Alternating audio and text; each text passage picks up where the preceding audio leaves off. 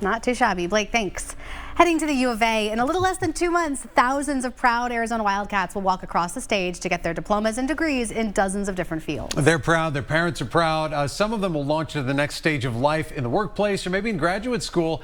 So I spoke with a future doctor who's excited to head to his family's homeland, where his mission in medicine is close to his heart.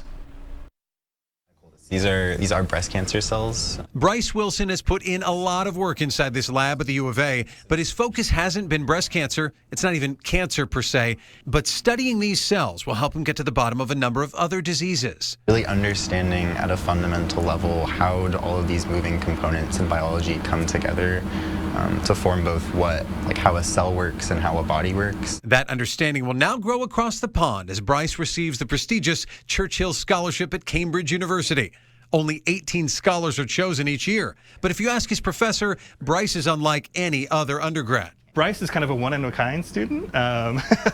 Dr. Andrew Pegg knows the value of hard work in the research process and told me Bryce just gets it. The idea is to kind of train them, give them a chance to do some science, and some of them just take to it quickly, like Bryce did, and just have a phenomenal time. Yes, Bryce enjoys himself, but he isn't driven because mitochondrial dysfunction and activity of neurostem cells is a good time. He's focused on finding a cure to neurodegenerative diseases like dementia, Parkinson's, and ALS.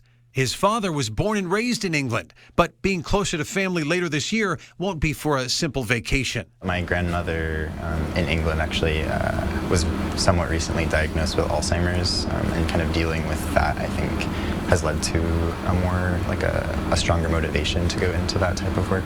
That kind of work as a medical doctor or researcher or both, like Bryce hopes to be, takes countless hours in the lab, something that takes funding.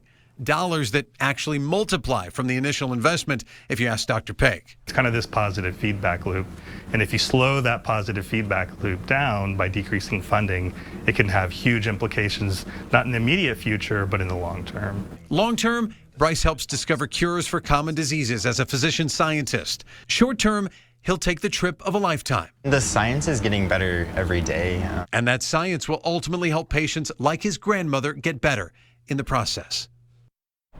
Such a great story. His parents both work in the sciences. His dad, a community college professor, and so he's kind of continuing on in the family tradition. Yeah. But with all of his family over in England, they were so excited. He called him up, said, "Hey, guess what?